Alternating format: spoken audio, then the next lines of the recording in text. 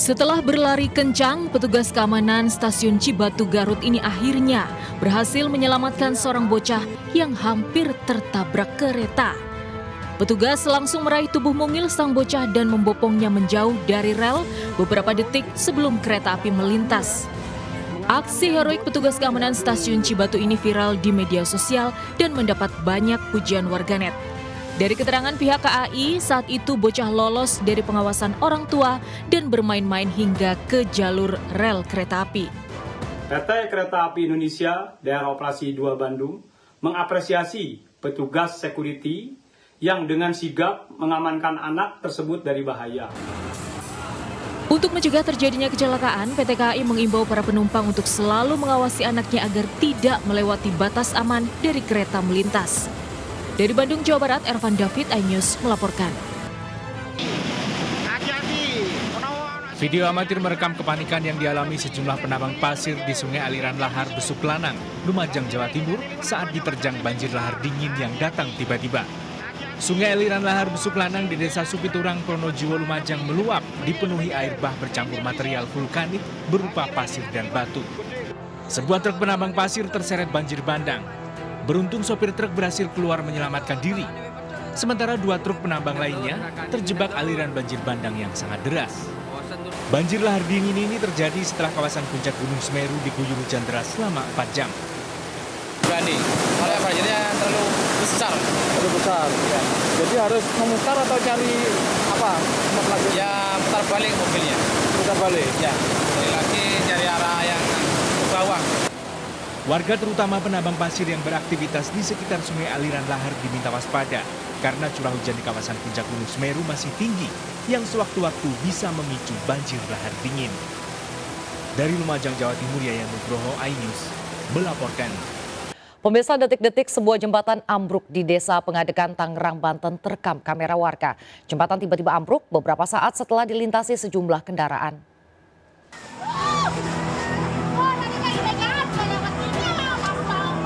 Detik-detik ambruknya jembatan desa sepanjang 14 meter ke kali di bawahnya terekam kamera warga. Terdengar suara kepanikan warga saat jembatan di Desa Pengadekan, Kabupaten Tangerang, Banten ini ambruk usai dilintasi sejumlah kendaraan. Beruntung, kendaraan terakhir yang melintas tidak ikut jatuh ke kali. Menurut warga, kondisi jembatan yang menjadi akses utama warga Desa Pengadegan untuk beraktivitas ini memang sudah dalam kondisi rusak. Warga sempat melakukan perbaikan jembatan secara swadaya, namun karena kurang biaya, perbaikan jembatan tidak maksimal. Jembatan pun akhirnya ambruk karena tak kuat menahan beban kendaraan yang melintas. Cerita kronologis jembatan ini patah ya emang satu, jembatannya itu bantalannya udah patah, udah tua lah gitu. Nah, kebetulan pas mobil lewat tuh, habis lewat ambruk tuh jembatan. Pas saat ambruk ini ada korban nggak? Ya kalau korban ini mah nggak ada sih, korban jiwa nggak ada.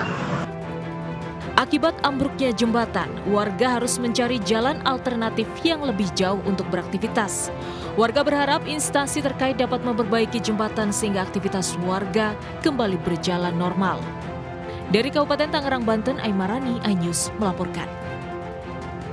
Sebuah pohon besar setinggi 30 meter di Cianjur, Jawa Barat, tumbang dan menimpa dua kendaraan yang tengah melintas. Satu pengendara motor mengalami patah tulang tangan.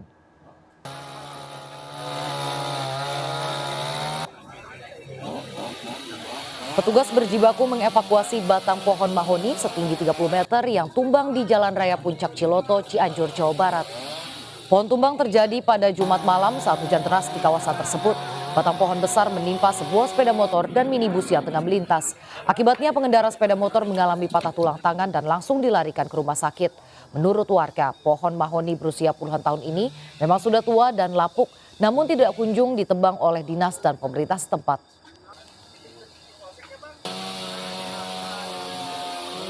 Pemirsa, akibat tertimpa ranting pohon yang tumbang, kabel listrik tegangan tinggi di Kabupaten Maros, Sulawesi Selatan mengalami korsleting dan terbakar. Terbakarnya kabel listrik membuat warga yang hendak melintas khawatir.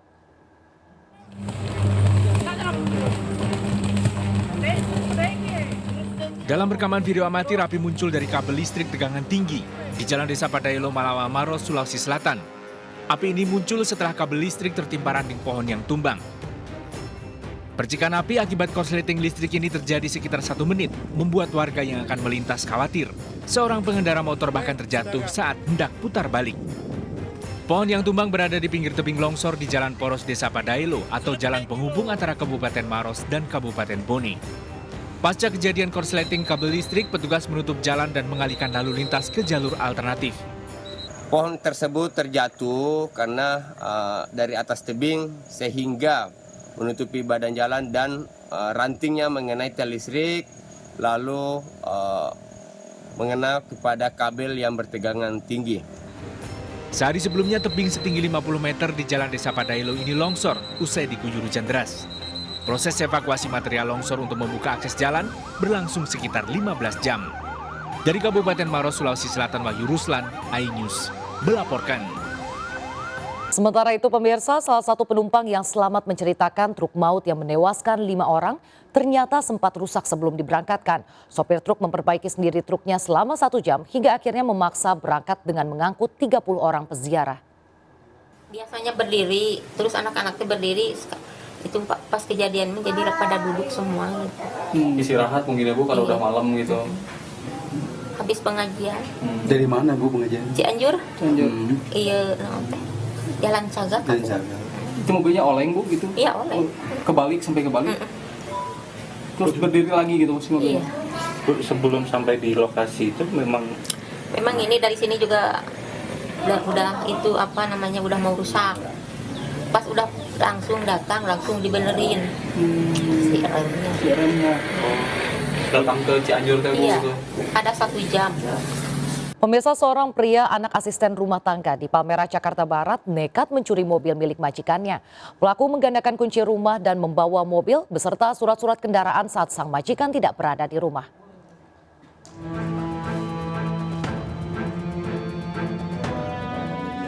CCTV ini merekam detik-detik saat pelaku MB membawa kabur mobil sedan merah dari sebuah tempat tinggal di Jalan Kemanggisan Ilir, Palmerah, Jakarta Barat.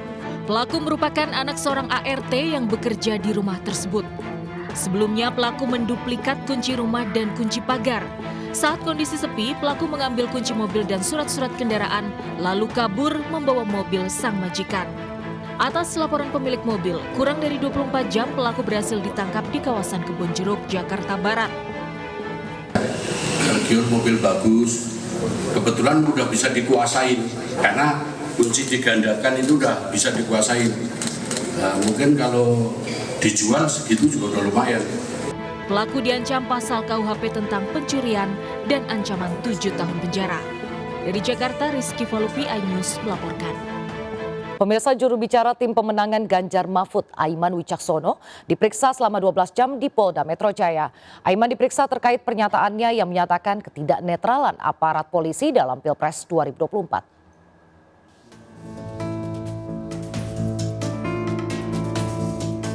Aiman Wicaksono, juru bicara tim pemenangan Ganjar Mahfud, diperiksa selama 12 jam di Polda Metro Jaya dalam kasus tudingan polisi tidak netral. Dalam pemeriksaan yang kedua kalinya ini, Aiman dicecar sebanyak 59 pertanyaan dan ponsel miliknya disita penyidik. Handphone saya akhirnya harus disita, tapi saya berkomitmen untuk tidak akan menyebutkan siapa narasumber saya. Ya, pesan-pesan ini yang kami sudah sampaikan ke para penyidik. Dan pesan-pesan ini ada beberapa lembar, ada puluhan lembar ini ya, yang saya juga sudah sampaikan ke tim hukum sebagai bagian dari barang bukti. Di tengah pemeriksaan Aiman Wicaksono, Ketua Umum Partai Perindo Haritanu Sudibyo mendatangi Polda Metro Jaya untuk memberikan dukungan moral kepada salah satu caleg Partai Perindo. Namun Haritanu mengaku kecewa karena setelah menunggu 1 jam tidak diperbolehkan masuk. Itu masih belum selesai, makanya saya datang ke sini karena disampaikan oleh anak buah saya Aiman, dia dipanggil sebagai saksi, tapi HP-nya mau disita. Saya kan bingung, saya teman banyak, sebagai saksi HP disita. Setahu saya kalau sudah tersangka baru boleh ada penyitaan. Makanya saya datang ke sini, tapi saya kecewa sekali. Saya datang 1 jam saya nunggu, duduk di ruang tamu nggak boleh masuk. Terus saya dikasih kabar HP-nya disita. Aiman memastikan bahwa yang ia sampaikan mengenai oknum polisi tidak netral berasal dari sumber yang valid. Namun ia akan menggunakan hak tolak untuk merahasiakan identitas narasumber yang menjadi pemberi informasi, karena saat dirinya menyampaikan hal tersebut masih berstatus sebagai wartawan. Lebih lanjut, artikel yang memuat adanya unsur ketidaknetralan aparat juga dimuat di sejumlah media nasional. Sebelumnya, Polda Metro Jaya menerima 6 laporan terhadap Aiman, buntut dari pernyataan adanya ketidaknetralan aparat pada Pilpres 2024. Dari Jakarta, Tim Liputan iNews melaporkan. Pemirsa, Presiden Jokowi beberapa hari lalu menyatakan bahwa Presiden boleh memihak dan berkampanye dalam Pilpres 2024. Pernyataan Presiden ini menuai pro dan kontra di masyarakat. Terlebih pada pemilu kali ini, anak sulung Presiden Jokowi ikut maju sebagai calon wakil presiden. Lalu seperti apa komentar warga?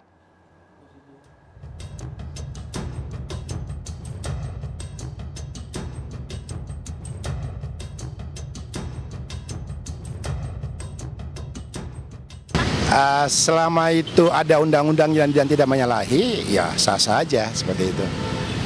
Itu kan sebuah undang-undang, tentunya undang-undang itu dibuat berdasarkan kesepakatan dari pihak presiden dan juga teman-teman yang ada di Senayan. Artinya itu sudah diperhitungkan segala sesuatunya sehingga itu menjadi sebuah keputusan yang mereka tahu dampak positif maupun efek negatif dari hal tersebut. Jadi harusnya tidak perlu diperdebatkan lagi seperti itu. Kalau penyalahgunaan bagi saya cukup sulit ya, apalagi di era yang sudah terbuka seperti sekarang ini, di era digital ini, segala sesuatu yang menyimpang itu sangat gampang untuk didokumentasikan sebagai sebuah bukti seperti itu. Dan juga sudah ada Bawaslu seperti itu. Kita percaya saja.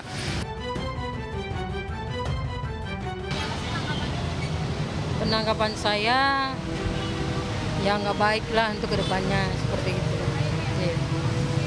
Ya nggak boleh Pak, nggak boleh Mbak, karena kan kita ada peraturannya. Kok harus seperti itu?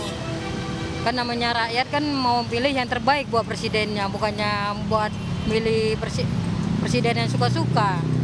Yang penting buat rakyat ya jadi inilah pedoman rakyat seperti itu.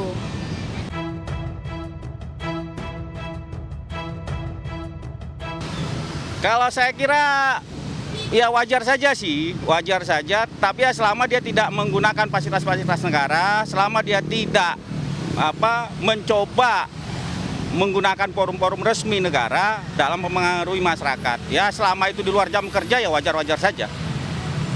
Republik kita kan sudah mengatur undang-undang tentang netralitas TNI Polri atau ASN atau pejabat publik itu kan semua sudah diatur. Tinggal kira-kira apakah itu melanggar atau tidak? Saya kira kan ada Bawaslu, ada KPU dan segala macamnya yang akan bisa menindak ataukah pengadilan yang nanti. Ya tanggapannya ya benar-benar bagaimana ya? Yang penting kita ikut dalam pemilihan tersebut, kita bangga. Yang penting dalam berkampanye nanti saling mengerti dalam sesuatu hal yang di tempat berkampanye dan tidak mengganggu suatu hal dan tidak mengganggu jam pekerjaan juga. Dari Jakarta, Anissa Septiarani dan Dede Rusti, iNews melaporkan. Pemirsa, heboh di media sosial, Kampus Institut Teknologi Bandung menawarkan opsi pembayaran melalui pinjaman online bagi ratusan mahasiswa yang menunggak uang kuliah. Keluarga mahasiswa ITB menolak keras opsi tersebut dan berharap ada solusi lain terkait tunggakan uang kuliah. Nama Institut Teknologi Bandung atau ITB ramai dibicarakan di media sosial dalam beberapa hari terakhir. Berawal dari adanya 120 mahasiswa yang menunggak uang kuliah sebanyak puluhan hingga ratusan juta rupiah. Pihak kampus selanjutnya membuka opsi pembayaran tunggakan uang kuliah melalui cicilan pinjaman online Dana Cita. Opsi cicilan berbunga ditawarkan dengan tenor 6 hingga 12 bulan dengan bunga 0,1% per hari atau sesuai aturan OJK. Meski lembaga pinjaman online ini resmi terdaftar di OJK dan merupakan mitra resmi kampus, keluarga mahasiswa ITB tetap menolak adanya opsi pinjol dalam pembayaran uang kuliah. Terlebih ada kebijakan bagi mahasiswa yang menunggak uang kuliah untuk diminta cuti karena tidak bisa mengisi form rencana studi. Dan di sini teman-teman dari KM ITB memiliki sikap bahwasannya kami menolak segala bentuk komersialisasi akan mekanisme pembayaran UKT yang mana seharusnya itu tidak menjadi hak dasar dari tiap mahasiswa dari ITB itu sendiri. Karena kita selalu dibilang oleh senior-senior kami selalu dikatakan oleh abang kakak kami bahwasannya tidak ada sejarahnya di sini ITB tidak membolehkan mahasiswa untuk berkuliah karena masalah finansial. Baru kali ini hal ini terjadi. Keluarga mahasiswa ITB berharap ada opsi pembayaran lain yang lebih meringankan bagi mahasiswa yang kini menunggak uang kuliah. Dari Bandung, Jawa Barat, Ervan David, iNews melaporkan. Dinilai membahayakan keselamatan pengguna jalan, ribuan alat peraga kampanye di wilayah Jakarta Utara ditertibkan. Selain membahayakan keselamatan, Bawaslu Jakarta Utara menilai penempatan APK di fasilitas umum melanggar aturan.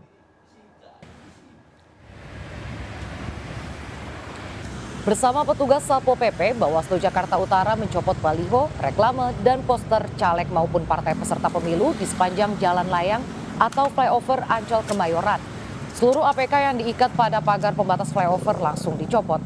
Selain di kawasan Ancol, penertiban APK juga dilakukan di jalan layang Jembatan 3 Penjaringan. Penertiban kali ini difokuskan pada ruas jalan layang. Pasalnya, jalan layang merupakan tempat yang dilarang untuk pemasangan APK. Penempatan APK di ruas jalan layang juga dapat membahayakan keselamatan pengendara. Pemirsa, calon presiden nomor urut 3 Ganjar Pranowo hadir dalam acara Hajatan Rakyat Cirebon, Jawa Barat. Hajatan Rakyat Cirebon ini juga dimeriahkan dengan penampilan grup band Slank.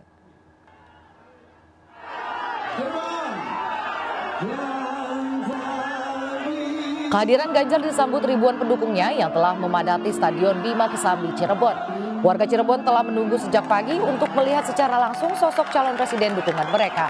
Hajatan Rakyat Cirebon ini dimeriahkan dengan penampilan grup band Slank yang sebelumnya telah mendeklarasikan dukungannya pada pasangan Ganjar Mahfud dalam pemilu 2024. Kepada pendukungnya, Ganjar juga menyampaikan visi misinya dan 21 program unggulan pasangan Ganjar Mahfud.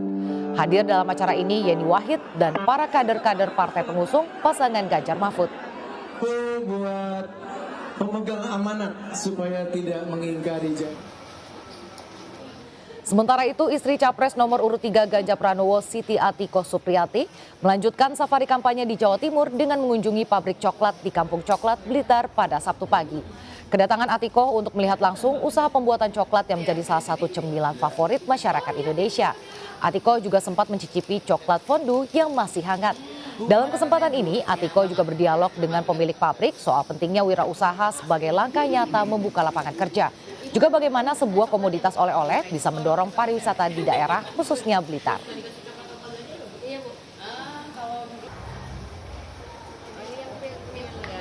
Sementara calon presiden nomor urut 2 Prabowo Subianto hadir dalam acara deklarasi dukungan dari Aliansi Advokat Indonesia di Jakarta. Dalam acara ini Prabowo melakukan panggilan video dengan mantan TKW yang pernah dibantunya lolos dari hukuman mati.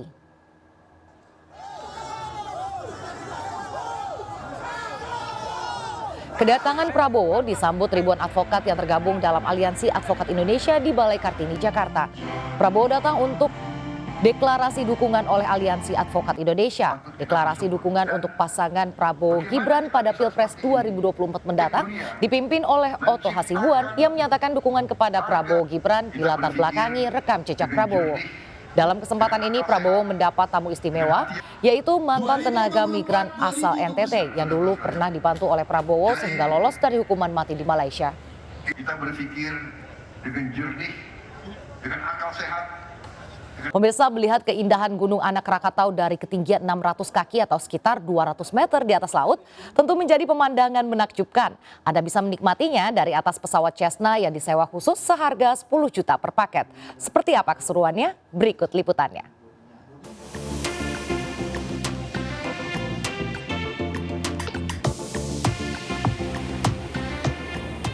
Melihat pesona anak Gunung Krakatau dari ketinggian 600 kaki atau sekitar 200 meter di atas permukaan laut.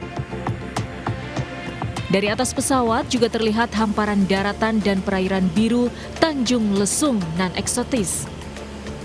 Pemandangan indah ini bisa Anda dapatkan saat mengikuti wisata terbang atau Joy Flight dari Bandara Halim Perdana Kusuma Jakarta menuju Tanjung Lesung, Banten.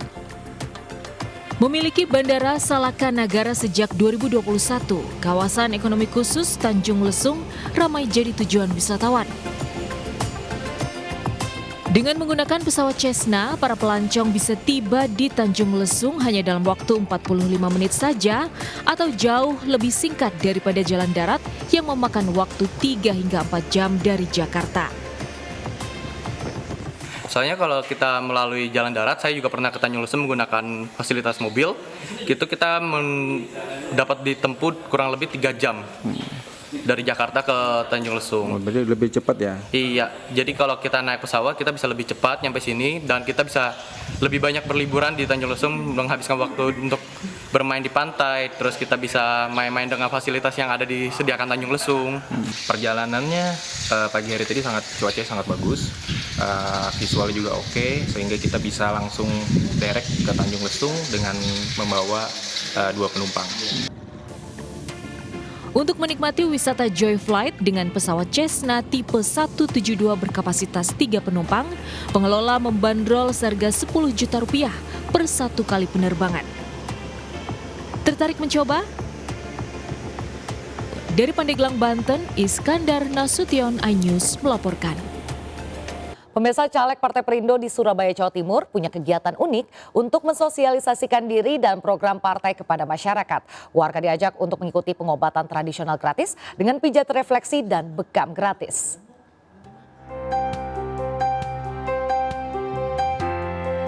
Para lansia penghuni rumah susun menanggal di kawasan Gayungan, Kota Surabaya ini terlihat sangat menikmati saat dipijat dalam kegiatan pengobatan tradisional gratis yang digelar Natalia Cecilia Tanujaya, caleg DPR RI Dapil Jatim 1 Partai Perindo. Tak hanya pijat refleksi, warga juga dapat dibekam untuk membantu meningkatkan kesehatan mereka. Ada bekam, ada refleksi. Jadi kemarin tuh ada kejadian salah satu ibu yang tidak bisa berjalan. Tapi setelah dia dilakukan diurut kakinya, ternyata syukurlah setelah itu dia bisa berjalan walaupun masih kayak agak dipegangin gitu ya, tapi dia udah bisa berjalan. Pengobatan tradisional gratis juga digelar Natalia Cecilia Tanujaya untuk warga di Simo Jawar 2, Kelurahan Simo Mulyo, Kecamatan Sukomanunggal, Kota Surabaya. Selain dipijat dan dibekam, warga juga dapat menebus murah minyak goreng hanya dengan harga Rp5.000. Melalui kegiatan ini, para caleg Partai Perindo mensosialisasikan program partai dan mengajak warga untuk tidak golput pada pemilu 2024. Tim Liputan iNews melaporkan. Dalam kampanyenya di kawasan Semper Timur, Cilincing, Jakarta Utara, calon anggota legislatif DPRD DKI Jakarta Dapil 2 Partai Perindo, Ani Kusumadewi, mengajak kaum wanita untuk aktif terlibat untuk kemajuan bangsa. Sementara itu, caleg DPR RI Dapil Jawa Timur 1, Anang Iskandar, berjanji akan sumbangkan gaji legislatif untuk kesejahteraan warga.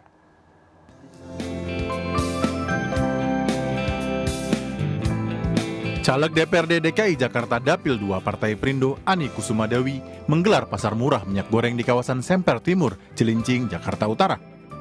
Ani yang merupakan tandem dari caleg DPR RI Dapil Jakarta 3, Valencia Tanusudibio ini juga melakukan aksi sosialisasi pencoblosan surat suara bersama ratusan warga.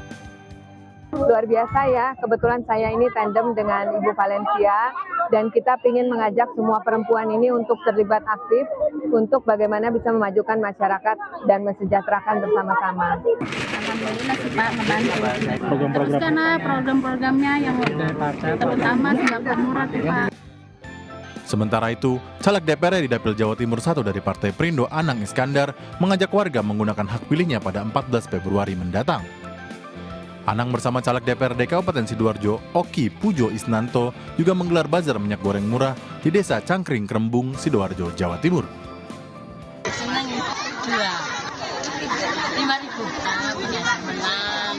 Kita optimis karena kita terus-menerus menyapa warga dengan harapan agar Partai Perindo mendapatkan dukungan yang maksimal dari masyarakat Sidoarjo. Caleg DPR RI Dapil Jawa Timur 1 Anang Iskandar juga berkomitmen mensejahterakan rakyat Indonesia melalui program-program unggulan Partai Perindo serta akan menyumbangkan seluruh gajinya sebagai anggota legislatif. Tim Liputan iNews melaporkan.